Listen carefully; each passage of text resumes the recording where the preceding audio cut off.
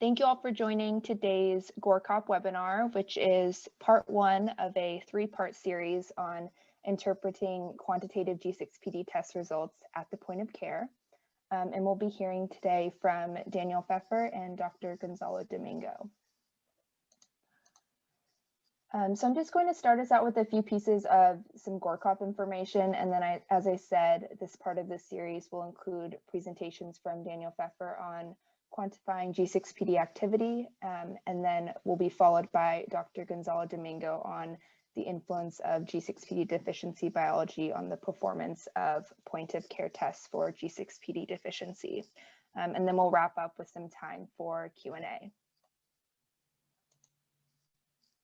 So just quickly, for those who may be new to the G6PD operational research community of practice, the GORCOP is a collaboration of researchers, organizations, malaria control programs, and clinicians committed to advancing the introduction and scale-up of G6PD diagnostics in support of safe access to radical cure treatment for P. vivax through operations research. This group aims to harness best practices and lessons learned from multiple stakeholders and benefits from the expertise of participants in various areas such as diagnostic introduction, operations research, implementation science, quality assurance, and training. And to support information sharing, the GORCOP maintains an online repository of resources that is accessible to all of our participants. We host meetings and presentations like this webinar series, provide ongoing updates, and help to create connections among our participants. So we do have a website, which you can visit at the link you're seeing on the screen now. You'll be able to see some additional information about the GORCOP there. We have available resources and past webinar recordings. And you can also find the link to sign up to become a member if you are not one already. So if you have any questions on that, feel free to follow up. But with that, I think we're ready to pass it over to our moderator for today, Dr. Germana Bancone from SMRU, who will introduce our speakers and get us into the presentations. So over to you, Germana. Thanks. Thank you, Amanda. Hello, everyone. So I'm introducing the two speakers of today, Daniel Pfeffer, who is a late-stage doctoral candidate at Menzies School of Health Research in Darwin, Australia. With a background in malaria epidemiology, Daniel's research focuses on strengthening the available risk-benefit data that are necessary to implement safe and effective radical cure for vivax malaria, focusing especially on identifying population at risk due to G6PD deficiency. His current project involved geospatial mapping of the prevalence and genetic variants of G6PD deficiency globally, as well as studies that are aimed at evaluating the performances of G6PD diagnostics and better understanding of the underlying factors that influence diagnosis of G6PD deficiency. The second speaker is Gonzalo Domingo, who heads the malaria and diagnostic portfolio and serves as a senior scientific director within the diagnostic program at PATH. Gonzalo works with partners to support the availability of new diagnostics to improve malaria case detection and management. Gonzalo has trained in protein chemistry, biotechnology, and disease pathogenesis. So I'll leave the floor to Daniel with his presentation on quantifying G6PD activity, characteristics, and limits of spectrophotometry. Thank you. Thank you very much. Thanks very much for having me. As Germana mentioned, I'm Daniel Pfeffer. I'm from the Menzies School of Health Research, and today my presentation will focus predominantly on the reference assay for quantitative G6PD testing, spectrophotometry, aiming to highlight some of the key lessons we might be able to learn from this for the use and implementation of quantitative point of care G6PD assays. Next slide, please. I'll first provide a brief background focusing on why we might want to quantify G6PD activity, a brief introduction to the reference assay, and the importance of establishing robust reference ranges when interpreting quantitative G6PD activity measurements. I'll next present the results of a recent meta-analysis we've performed, looking at both inter and intra-laboratory variability in G6PD activity, and exploring the implications of what this variability means for the creation of diagnostic thresholds. Finally, I'll conclude with a few thoughts on how these results can inform the introduction of point-of-care quantitative G6PD assays. Next slide, please. While this is probably not new information for many people listening, it's important to bear in mind the reasons why we might want to use a quantitative G6PD assay in the first place. Because the G6PD gene is located on the X chromosome, males only inherit a single copy of the gene and therefore typically present with either severe deficiency or normal enzyme activity, as indicated on this figure, with males shown in blue and higher G6PD activity indicated by the proportion of darker colored red blood cells. Females, however, inherit 2 copies of the gene and may therefore be either homozygous deficient, heterozygous, or homozygous normal.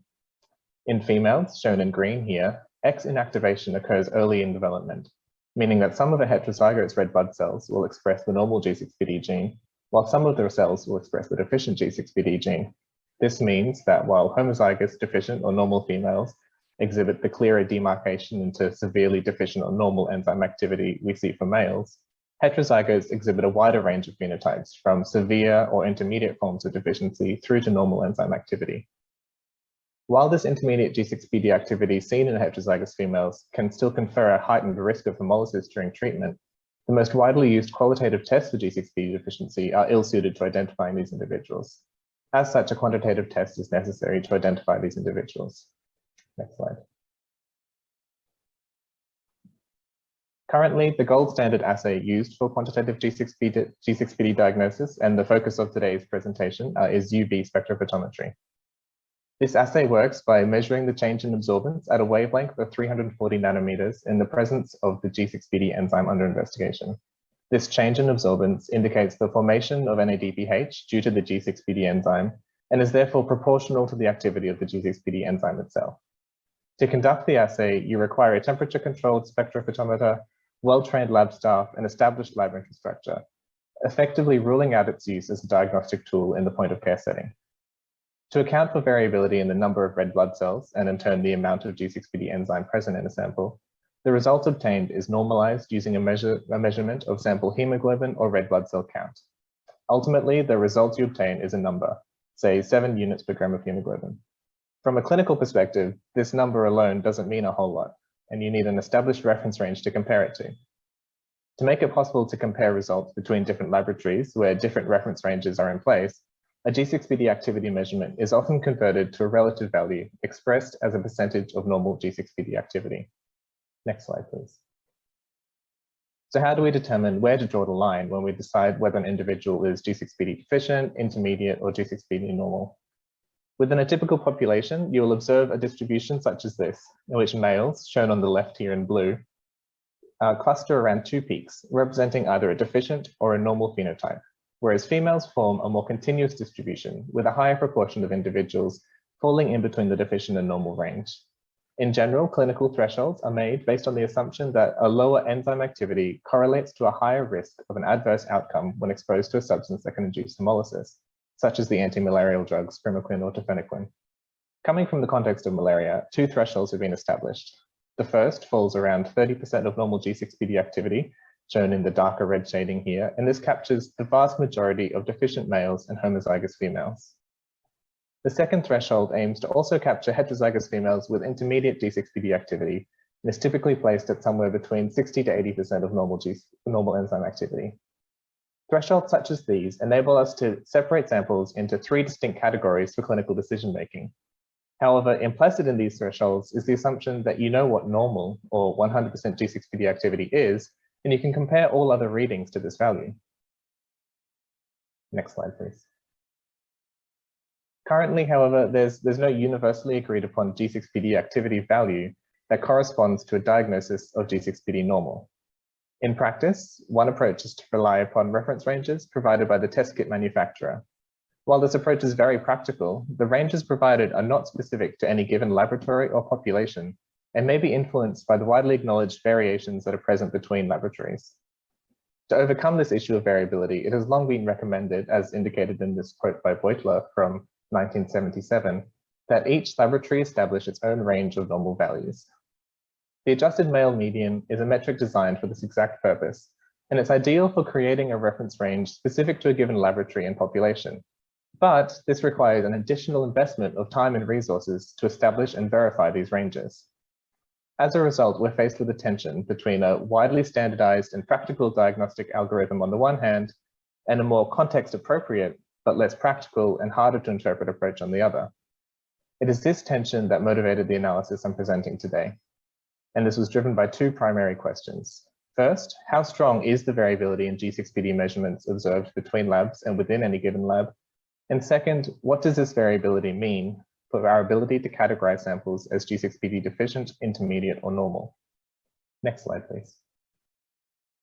To investigate this question, we gathered data from a systematic literature search and direct contact with relevant investigators. We included in our database any study for which individual level spectrophotometry data was provided and for which simultaneous hemoglobin, sex, and study metadata were available. This yielded a dataset comprising G6PD activity measurements of 15,811 individuals from 30 studies across 15 countries in Africa, Southeast Asia, and the Americas. This comprised spectrophotometry assays from 6 different manufacturers, although more than 3/4 of the measurements were from the Trinity Biotech assay, and most of the data I present today is from studies that use this assay. This data also consisted of around 2,200 samples of replicate measures and just over 1,500 control sample measurements from 9 studies. Next slide, please. So we began by addressing the question of how much G6PD measurements vary within a given laboratory. We first analyzed inter-replicate variability in samples for which either duplicate or triplicate measurements were available. Overall, we found that inter-replicate variability differed considerably across the included studies. The graph shown here demonstrates this. Panel A on the left illustrates this in absolute terms, with G6PD activity in units per gram of hemoglobin on the y-axis, and samples ordered according to mean G6PD activity along the x-axis. Replicate measures for a given individual are connected by a thin vertical line. Across the 6 studies shown here, the maximum inter-replicate variability for a given study, so this is the difference between 2 or more measurements on a single sample, ranged from 0.6 units per gram of hemoglobin to 8.64 units per gram of hemoglobin. If we set a threshold of acceptable variability at, say, 2 units per gram of hemoglobin, we see that in some studies, no samples exceed this limit, compared to up to 32% of samples in other studies. Panel B illustrates this variability in relative terms, with the y-axis now showing the coefficient of variability of replicate measures for each sample. Again, if we look across studies, we see that this differs between labs, with mean coefficient of variation ranging from 1.6% in some cases to 14.9% on the other end of the spectrum. Next slide, please. We next analyzed variability in measurements obtained using manufacturer-provided control isolates across a number of studies. The data shown here are from studies that use the Trinity Biotech assay, which includes deficient, intermediate, and normal control isolates. Again, G6PD activity is on the y-axis, and measurements are organized by study on the x-axis, colored according to laboratory in which they were performed. A square root transformation is applied here to the y-axis to just more clearly illustrate the variability across the entire G6PD activity spectrum.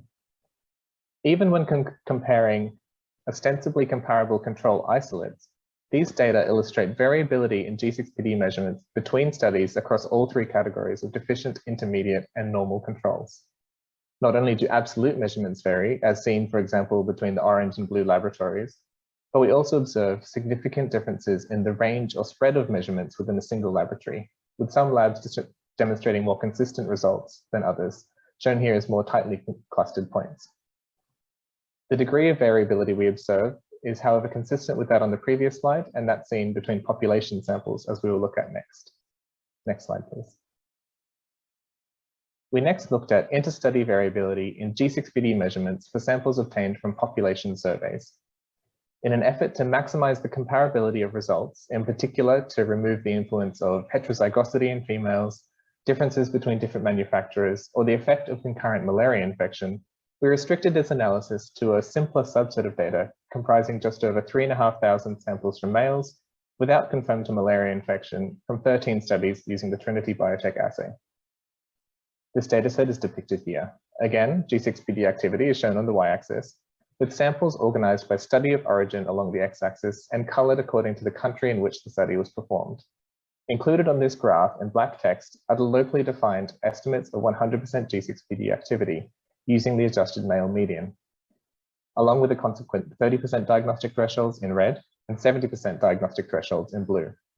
From this graph, it's immediately apparent that local definitions of normal G6PD activity vary considerably, with AMM values varying from 5.7 units per gram of hemoglobin on the left to 12.6 units per gram of hemoglobin on the right. As a result, it is clear that simply applying the diagnostic thresholds obtained in one lab to samples measured in another lab may have significant diagnostic implications. We sought to quantify this influence by defining a universal threshold of 100% G6PD activity and comparing the diagnoses obtained using this threshold to those using the locally defined threshold. Next slide, please. We derived this estimate of 100% G6PD activity by applying the standard adjusted male median formula to the dataset shown here. This yielded a 100% threshold of 9.4 units per gram of hemoglobin, shown in the black horizontal line, 70% threshold of 6.6 units per gram of hemoglobin, and a 30% threshold of 2.8 units per gram of hemoglobin. Next slide, please. Using the same subset of studies, but this time adding back in females, we assessed the performance of these universal thresholds across each of the included studies at both the 30% and 70% level, using locally defined thresholds as the reference. While results varied for each study, depending on how close each study, the local thresholds for each study were to the universal ones, the overall performance metrics are shown here.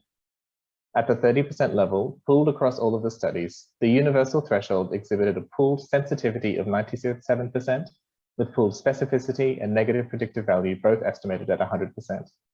Performance was slightly better among males than among females, illustrating the influence of heterozygosity.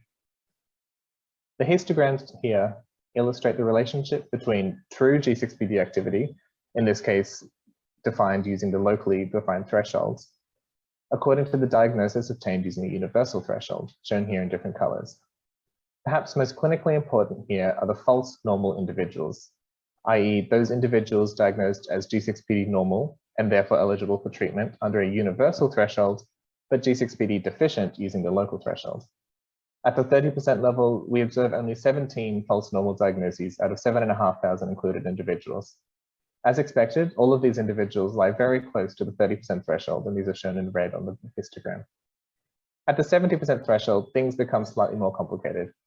Here, performance drops with a pooled sensitivity estimate of 89%, specificity of 96%, and negative predictive value of 98%. Now we see a higher proportion of both false normal in red and false deficient in orange diagnoses, all falling around the 70% threshold, with the number of false normal individuals rising to 139. Again, performance was slightly better in males than in females. Next slide, please. So what are the take-home messages from these findings? First, it's clear that even when considering the reference assay performed in research settings, G6PD measurements vary considerably both within and between sites. Despite this variability, however, universal diagnostic thresholds perform very well at the 30% level, with very strong sensitivity, specificity, and negative predictive value when compared to a locally defined threshold. This performance is worse at the 70% level, but this is probably not actually that surprising, as there's no clear biological limit or break in the G6PD activity distribution at this range. In any given survey, more samples will fall directly either side of this threshold, meaning that moving this line even slightly will have a larger effect compared with the 30% threshold. And I believe Gonzalo will be discussing some of this in greater depth shortly. Overall, therefore, these findings suggest that universal thresholds may in fact be useful in some contexts, but until we have stronger clinical evidence linking G6PD activity itself to hemolytic risk, locally defined thresholds may remain more appropriate. Next slide, please. As we move towards the use of handheld devices for quantitative measurement of G6PD activity at the point of care, many of these same questions around the establishment and interpretation of diagnostic thresholds will apply and will prove very important to ensuring their diagnostic performance and practicality. One benefit of these devices is that they eliminate a lot of the sample preparation, transport, and storage that is inherent to performing G6PD spectrophotometry, which is likely to aid in reducing the procedural variability that these factors can introduce. However, the results shown here for spectrophotometry illustrate the potential significance of intersite variability in measurements for diagnosis, particularly for G6PD intermediate individuals lying close to the threshold. As such, it's important that we quantify the degree of inter and intra-laboratory variability observed using candidate assays, and that recommended diagnostic thresholds are determined with this variability in mind. Ultimately, the results of these assessments will help us to answer the question of whether we will need locally specific normal ranges for quantitative point of care tests. Next slide, please. Thank you very much for the opportunity to present today. And I'd just like to take this chance to also acknowledge the contributions of funders of this work listed here, as well as the invaluable contributions from the Quantitative G6PD Diagnostic Study Group for their scientific advice and primary data collection, along with the participants of included studies. Thank you very much. Thank you very much, Daniel. So as we said before, we're going to take questions at the end of Gonzalo's presentation. So please keep it in mind. You can even use the chat if you want, but we will do the question at the end of the next presentation. And I'll leave the floor to Gonzalo for the next slides. Thank you. Thank you, Germana. Thank you, Daniel. So I'm going to be talking about the influence of G6PD deficiency biology on the performance of point-of-care tests for G6PD deficiency. Can we go to the next slide? The two key questions I'm going to try to answer is, what do the case definitions for G6PD deficiency mean in terms of underlying genotypes, especially for females with intermediate G6PD activity? And what are the implications of the distribution of G6PD activity in the population on the performance of the point-of-care test for G6PD deficiency? Go to the next slide. These case definitions are in the most recent technical specification series for submission of for WHO PQ for a diagnostic assessment. As per Daniel's presentation, males are classified as either deficient or normal, with above 30% of the adjusted male median, or below 30% of the adjusted male median, and females can be deficient, intermediate, or normal, and here the threshold set at 30 to 80% for that intermediate range. And you saw in the recent presentation from Daniel that he spoke about the 70%, which is where Cosenus, for example, is set at in the TGA label. And we'll talk about the implications of the 70 and 80%. The basis for this case definitions, if we go to the next slide, is based on the underlying genetics, which Daniel already explained, resulting from the fact that males can either be hemizygous deficient or hemizygous normal, whereas females can be homozygous deficient with two G6PD deficient alleles, heterozygous deficient and normal, or homozygous normal with two normal alleles.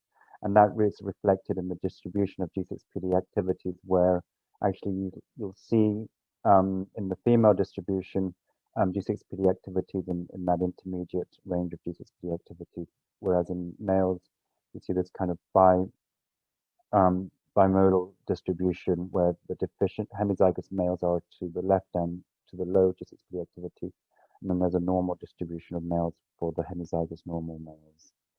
We go to the next slide. So the approach we took to look at that was to develop a database of samples for which we had genotype and phenotype data, and then normalize the G6PD activity to percent activity as described by Daniel. And I wanted to point out a couple of issues with that approach, is that normalization process does introduce some inaccuracy inherently, because in the data sets that we accessed, different reference assays were collected, and they don't correlate between each other perfectly. I mean, you saw from the data presented by Daniel that even with the same reagent set, it's very hard to get good correlation. Across reagent sets, that becomes even harder. But once we collected that database, then we used the Hardy-Weinberg equilibrium of allele frequency in a population to establish population distributions of the different genotypes in males and females, and then went back to that database to associate G6PD activities to each individual in that population. And I'll explain a little bit more about that over the next couple of slides. If you go to the next slide, please. So we compiled across 10 studies conducted in Cambodia, Indonesia, Myanmar, Thailand, the Netherlands, and the US data for which there was genotyping, either sequencing or SNP analysis, and G6PD activity. And overall, the database contains 624 males. 197 of those are homozygous deficient, 427 homozygous normal, and then a majority of females with a big representation of heterozygous deficient, heterozygous females, and also deficient and normal. The histograms on the right show the distributions of the different genotypes and activities once we normalize the activity in each study based on study-specific adjusted male median. So that was the database that we had, and then the process of described. We go to the next slide. Consisted of, if we click once, of defining the population in terms of genotypes and using the Hardy-Weinberg equilibrium for a 10,000 individual population. And so we essentially define, we say we want a 5% G6PD deficient allele frequency of, or 5% of hemizygous deficient males, and then we can calculate the proportions of homozygous deficient females, heterozygous females, and homozygous normal females in that population. We then, if you click again, for each one of those individuals, we then sample from the compiled database of G6PD activity associated to that genotype and compile a histogram of G6PD activity with the associated genotype. If you click again, and can't see the histogram here, but that comes, we can then have those histograms that you've seen of G6PD activity, but with the underlying genotypes. If we go to the next slide, they'll come up there. So these are the distributions for a 5% and a 10% allele frequency population of 10,000. And what you can see in these populations is that all the hemizygous males, deficient males, lie comfortably underneath 30%, or the vast majority of those. And likewise, you'll see the homozygous deficient females and a trickling of heterozygous females. But as you go up to the 70% threshold, you already see the hemizygous, a significant portion of hemizygous males are included below that 70% threshold, and that only increases to 80%, and that's likewise the case for homozygous normal females. So between 70 and 80%, at a typical G6PD deficient prevalence of about 5% or 10%, the majority of 5%, the majority of cases are classified as intermediates are likely to include homozygous normal females and homozygous normal males. If you go to the next slide, another way to look at that is by representing the G6PD activities on the y-axis and classifying and the genotypes underneath. And what you see again is the vast majority of homozygous deficient males and homozygous deficient females lie under 30% activity. The heterozygous are distributed over a wide range of activities, but the overlap with normal homozygous and normal homozygous males at 70% becomes significant, and then more so at 80%. So if we go to the next slide. So with regards to the first question of what do case definitions for G6PD deficiency mean in terms of the underlying genotypes, especially for males with intermediate G6PD activities, 30% G6PD activity upper threshold almost exclusively includes all hemizygous G6PD deficient males and homozygous deficient females, as well as some heterozygous females. A 70% G6PD activity upper threshold includes equal or more homozygous normal females in the intermediate category as heterozygous deficient normal females in populations with a G6PD deficiency allele frequencies of less than or equal to 5%. And then an 80% G6PD activity upper threshold definition for intermediates includes a majority of homozygous normal females in the intermediate category. And also just to point out that if you decide to use these intermediate thresholds for males, you will be there will be a portion of males that could be classified as intermediates who are actually homozygous normal genetically. If we go to the next slide. So the other question was to understand what does that distribution of G6PD activity mean in terms of performance of a point of care test, making a few assumptions. So we simulated a clinical study size of 5,000 individuals, which is actually quite large, with in two subset populations, one with a 5% allelic frequency for G6PD deficiency and another with 10% allelic frequency. So one had 5% hemizygous deficient males and the other had 10% hemizygous deficient males. And then we went through that whole process of generating the histograms of G6PD activities that I just showed previously. We assume that the reference assay is 100% precise, which you saw from Daniel's presentation. It's not the case, but just for simplicity, we kept that. And then we assume that the point of care test is 100% accurate compared to the reference assay.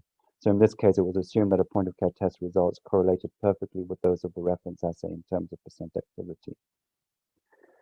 We then introduced on the point of care test an imprecision of 7% and 10%, which are considered acceptable for a clinical laboratory test for G6PD activity, and ran receiver operating characteristic curves at different G6PD thresholds. If we go to the next slide. So the receiver operating curves, what they are is a plot of sensitivity against 1 minus specificity. Here we're just showing in percent activity for simplicity. And the area under the curve gives you an indication of the discriminatory power of the diagnostic test at a given threshold. And the closer to 100, the better the stronger the discriminatory powers, because at 100% area under the curve, then you can actually attain a sensitivity and specificity of 100% for each. Whereas as that drops down, you have to make a trade-off between your sensitivity and specificity. And what you see in these simulations is that as you move at 30%, actually as shown by Daniel, you get a very good discriminatory power regardless of the imprecision, but that discriminatory power that area under the curve starts going down when you shift from 30% to 70% and more so to 80%. If we go to the next slide. So in terms of what are the implications of the distribution for G6PD activity in a population on the performance of a point of care test for G6PD deficiencies. Under ideal conditions, a point of care test with an acceptable imprecision will have good discriminatory power for G6PD deficient cases, those with less than 30%. And there's and then the discriminatory power reduces at a 70% threshold and then further reduces at an 80% threshold. This is driven by the numbers of cases at these thresholds. In real-world multi-site data, the reference assay has an inherent inaccuracy, and in addition to imprecision that is not accounted for, and in addition to imprecision that is not accounted for in these simulations. So, for example, maintaining specimen integrity and other factors that might change that might affect the precision of the reference assay as well as the point of care test. So in the table above, we actually show some data from clinical studies conducted in Brazil, and then an analysis across data from Brazil, Ethiopia, India, and the US, where you see again a very good discriminatory power at 30% with areas under the curve of 1 or 100%, and that decreasing as you go down, both decreasing from venous to capillary samples, with capillary samples as expected, introducing some degree of imprecision. But then as you decrease and as you shift from a threshold of 70% to 80%. So next slide. So in summary, males and females with G6PD activity less than 3% are highly likely to be either hemizygous or homozygous deficient, or heterozygous females with one deficient allele. Males with G6PD activity greater than 30% are highly likely to be hemizygous G6PD normal, although there have been a few cases of hemizygous deficient males with G6PD activity, just over 30% being reported, and these have been seen, for example, in the A- mutation, which is a mild G6PD variant, and and we don't know the history of those cases, whether there had been a recent hemolytic event or not. And hemizygous normal males and homozygous normal females have G6PD activity starting at 60%. It's actually a range, but it starts increasing significantly at 60%. And so you will, with thresholds of 70 and 80%, you will observe intermediate males. A 30 to 70% G6PD activity range for intermediate females includes a high proportion of homozygous normal females, and a 30 to 80% G6PD activity range for intermediate females has a majority of homozygous normal females included in that intermediate range. For a point of care test for G6PD deficiency, the biology of the G6PD deficiency supports high performance for G6PD deficiency at less than 30%. So you can hope to generate a test that can have a good sensitivity and specificity for severe G6PD deficiency, but incrementally lower discriminatory power or performance for intermediate females at 70%, less than 70% threshold, and at less than 80% G6PD activity threshold. And then if we go to the next slide, I'd like to thank all the researchers who contributed data to this analysis in short term. And I also will call out Michael Canolti who ran the simulations, and then the donors, the FCDO and the Bill and Melinda Gates Foundation. Thank you. Thank you all. Thank you very much, Gonzalo and Daniel, again, for the very interesting presentations, both of you. I think we are ready to take questions. You can raise your hand or unmute and just ask the question. Oh, sorry, Gonzalo, you have an extra slide. Okay. As Amanda had pointed out, this is the first of a series of three webinars. For the next webinar, when my colleagues Emily and Pooja will be presenting on the interpretation specifically of the standard test, which is one that people are beginning to use. We are sending out a quick survey to gather some input on experiences regarding that interpretation.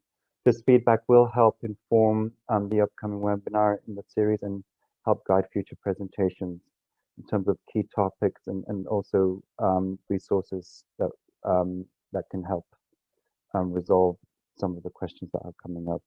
So we will be sending out a link, but a link is provided for that survey. Really very much appreciate if you spend a little bit of time. It's, I think, 3 or 4 questions. Okay.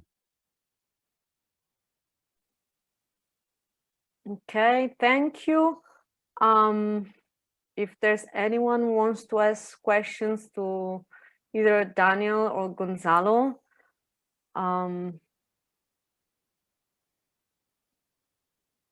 Okay. No question yet. You're, I'll no, start. David is, I think, Oh, asking, sorry. but he's on mute. David, Yeah. you're on mute. Also, Jane. Yeah. Okay. Oh, thank you very much. Keep listening there. Yeah, hiya. Good to see you all.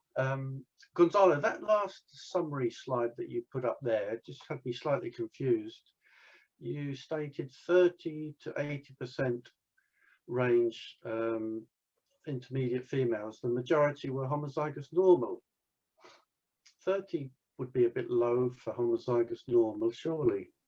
30 years, I'm just saying, if you set the threshold there, you're including the majority of heterozygous deficient normal, but actually by shifting from 70 to 80%, the proportion of homozygous normal that are included increases so that they actually become a majority in that population. Right, But the majority of homozygous normal females lie above 80%, just that in that 30 to 80%, there's a big representation of homozygous normal females. Okay, thanks. Yeah, I recognize that sentence is a bit confusing. Thanks. Okay, I think we have Jane who raised her hand. Yeah, hi. Thanks to both of the speakers for really nice, clear presentations. I was just wondering if the package insert for the current SD biosensor, the standard G6PD test, doesn't allow for an intermediate result for males, but based on the data that you've shown and in your summary slides, you clearly state that there is this possibility that some males will fall within the intermediate range because of this normal distribution and where the thresholds have been set. So do you think that will this trigger a change in the package insert, and will you have data to show genotyping for some of these intermediate males to sort of categorically show that they are in fact normal? So the case definitions are the WHO PQ case definitions, and they're based on the notion that males can be either hemizygous deficient or hemizygous normal. The distribution of G6PD activity show that both homozygous females and hemizygous normal males start increasing. It's a normal distribution, and that starts increasing from 60% upwards. So it's really I'm not sure that it's adequate to call them intermediates. They're intermediates just as an artifact of how we set those thresholds. They would be classified as normal in a typical laboratory assay, where if the laboratory would run, would determine a reference range which would include those as normal, and people outside that reference range would be considered deficient, and males outside that reference range would be considered deficient. So what the data shows is that if you apply that threshold of 70% or 80% to males, then you will see intermediates, but I'm not sure that warrants a label change, because they are from a genetic perspective, they are normal, and then also from an activity G6PD activity perspective, if you define your normal range in a laboratory rather than based on percent thresholds that are somewhat arbitrarily set, then they would be considered as normal. I don't know if that answered your questions. Okay, so I mean, I guess what you're saying is, yeah, like, I mean, the current IFU doesn't allow for an intermediate result. They've essentially said, what is it, greater than 4, right? You're normal. But I think it does pose, it would be different if the analyzer just showed you a result that said normal, right? But because the analyzer shows you a number and people can see that this threshold is different in females compared to males, I think that it probably does warrant some additional explanation for the I don't know, that crossover in results, or I suppose you would need to suggest that, again, I can't remember exactly what it says now. It says these are the recommended thresholds, and it still suggests that you could establish your own using local data. I don't recall if that's still an option, or if it sort of says now these are the definitive thresholds to use universally. So I think there's a transition going. So the current label that most people have seen has the option of determining your reference range. The label that was recently approved by the TGA actually just recommends a semi-quantitative interpretation of those numbers, which is what really the next webinar we'll be spending more time talking about, to your point. And that is based on just that recognition that at the point of care, it's highly challenging to be able to establish reference ranges, and the data supported the discriminatory ability of setting with fixed thresholds, given a lot of the uncertainties in reference assay and G6PD activity measurement.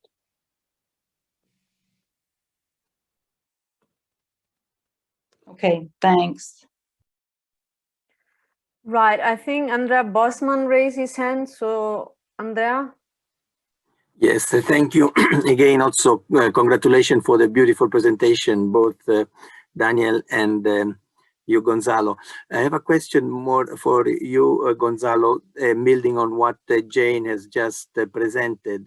The test currently, the biosensor gives a reading in values. So one assumes that these are not linked to the local distribution of G6PD deficiency in the area of use, but these are, let's say, global and reference distribution values. So, which is very good. It bears the point that these tests are going to be used to give tafenoquine, which has a threshold of normality around 70%. And when you find a male with an activity which is classified as intermediate, then there is a big dilemma for the user, what to give to this patient, and what, according to your analysis, could be an unexpected distribution of normal homozygous males, which could be classified by this test as intermediate. Because again, this will have implications for then the treatment.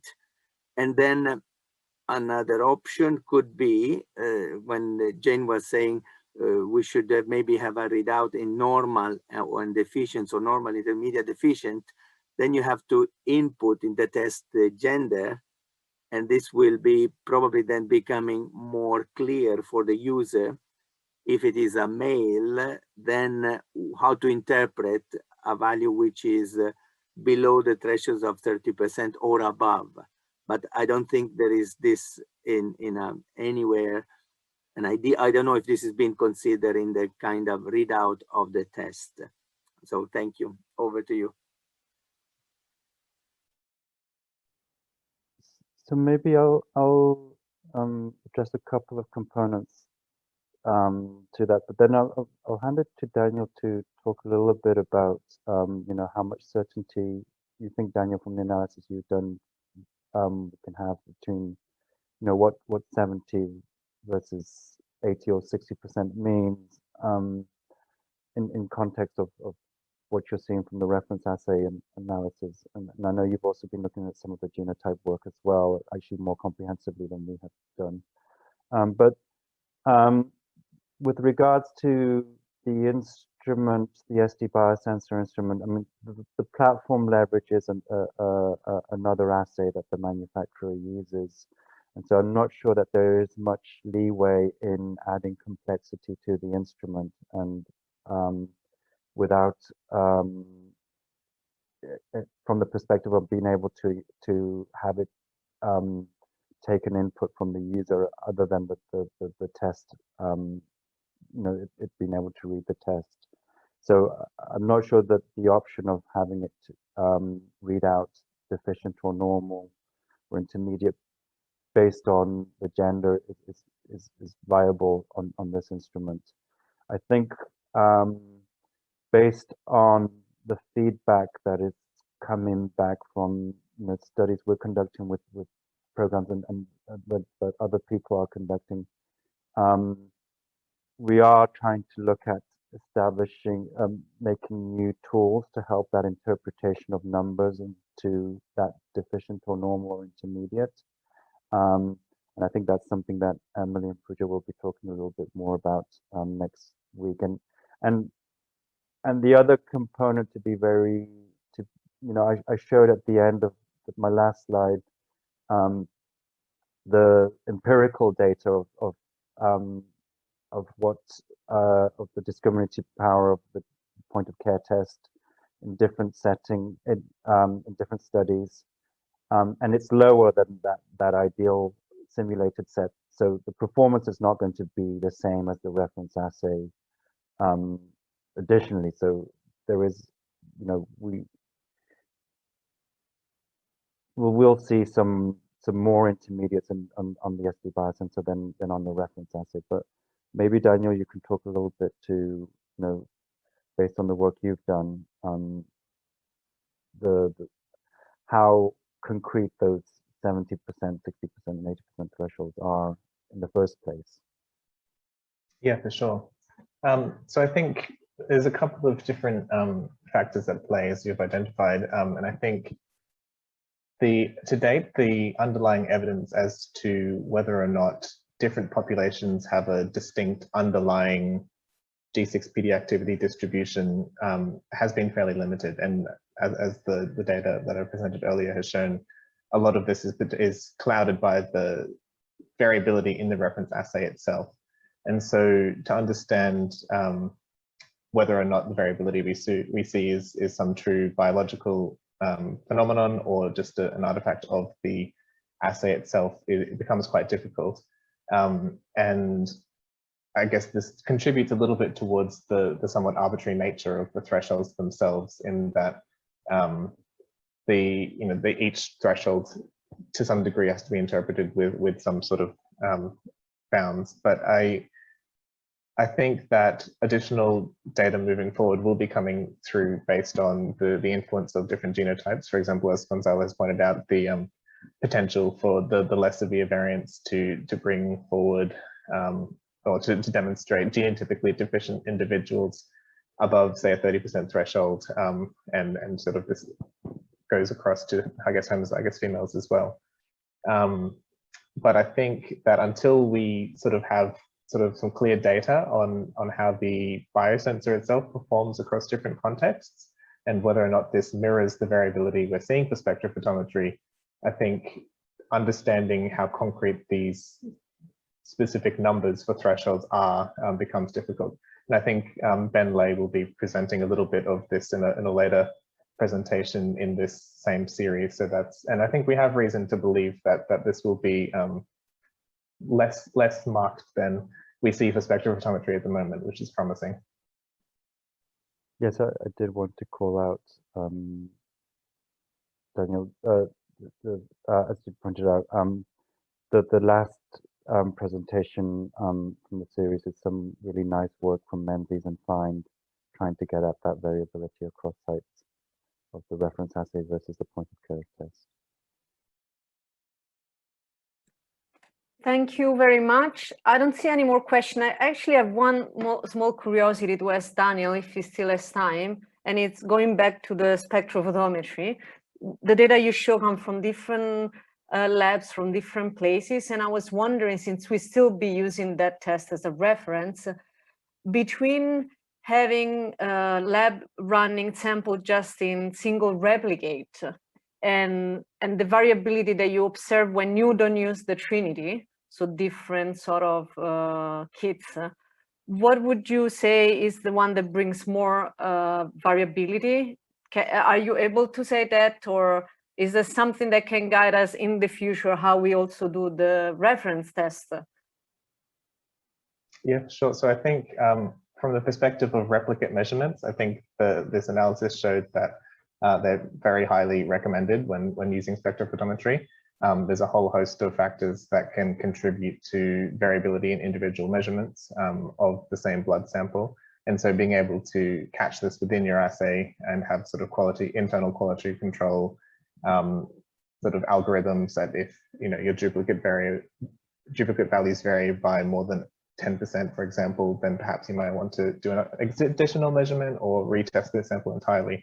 Then that really helps to bring in line the interreplicate variability. And as we showed on one of these slides, there is a wide variability between labs as to how close those values are. And I think it is possible in some contexts to get very close values, but at the same time, it's inherently quite a noisy assay. And I guess on the second point as to which was the question as to which kit shows more variability, which reagent set? Is that what you're asking? Yes, I know that most people use Trinity, which is not even used anymore. But like I know there's Randox that other assays, so that would be interesting to know if there's one that really we should avoid using, for example. Yeah, I think unfortunately at the time that we were conducting the study, there were not a huge number of studies that used point scientific, which is widely used today, perhaps to replace Trinity in a lot of contexts. So we can't, our data can't comment too much to that. And I think at the same time, I don't think we had any studies where a single laboratory used both different, or more than one assay kit. And I think there have been a couple of studies coming out of Bangladesh, for example, that have shown correlation between different assay kits to be quite strong. But without sort of having that side-by-side data in the same laboratory, then it becomes very difficult to say that this kit is more variable, as opposed to perhaps protocols in this lab might introduce more variability. So I think, our data doesn't have a whole lot to contribute to that question, unfortunately. But we did see similar degrees of variability between, for example, Trinity and Randox, which were the two main tests represented in our database. Okay, thank you very much. We are actually almost out of time. Can we take maybe a last question from Jane Cunningham? Yeah, sorry, this probably isn't a quick one, and maybe we can follow up offline, but I guess it was just, is there a systematic way in which we could try to better understand this variability? So what factors are likely to be most responsible for it? Is it the spectrophotometer? Is it the just inherent properties of this enzymatic activity? Could it be related to reagents? Is there a way, or has anyone done this before? I mean, I don't know, maybe David's on the call. He might have some specific thoughts on this, but just, it just would be more satisfying to know what the explanation is for this variability, what's contributing most to it.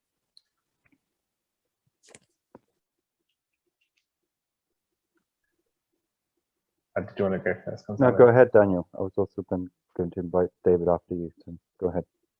I was just going to briefly mention that we had great plans of trying to unpack some of this in the analysis we did, but unfortunately, a lot of the sort of individual factors are very difficult to assess in a meta-analysis context. But I think there have been some sort of smaller scale studies that have shown very nicely some of the contributing factors.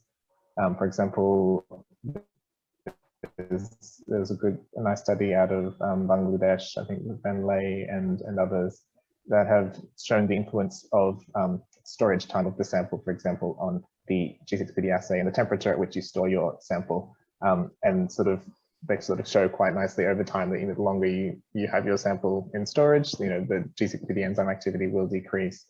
And so I think even sort of factors like this, where you have sort of temperature, storage time, different transport contexts, just add a whole host of context-specific factors that can introduce small variability, which I think is reflected in the spectrophotometry. So I think definitely this could be analyzed in perhaps a more systematic way. And I think for the biosensor, for example, the study that Ben will be presenting in a few seminars' time shows a very nice analysis of this, of a sort of a way of doing a multi-site study to look at some of these things. But I think you will always end up with the sort of small level variability that's very hard to capture in a study context. Okay, thank you. I don't know if David wants to add something to that.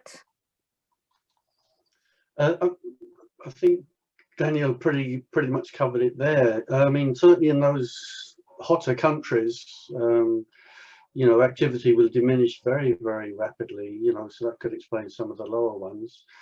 I was surprised to see such a high spread, Daniel, in the sort of the countrywide assays that you did. Cambodia at the top there with their mean of about 12. Very surprising. I'm assuming they were all run in the laboratory at the same temperature, like 30 degrees, for example. They were all run at the same temperature, were they? Yes, they all were, yeah. Yeah. I mean, of course, the other variabilities, high white cell counts, they can bump up the G6PD activity in a sample. High reticulocyte counts, that can really boost the level. And of course, the other variability, the other end, the denominator would be the hemoglobin. If that's out, if it's measured too low, it's going to increase the activity, and vice versa. That's all I can think of. Thank you. Thank you, David. There's anyone else who has question for Daniel or Gonzalo? No, it doesn't look like. So I think, Gonzalo, I don't know if you want to add anything. Otherwise, we can just invite everyone to join the next seminar on 19th of May or 18th, depending where you live, which will be following on the interpretation of the numerical quantitative G6PD test. Thank you, everyone, for joining us today. Thank you, Daniel and Gonzalo, again for your great presentation, and have a good day, everyone. Bye-bye. Thank you. Goodbye. Thank you very much. Thank you.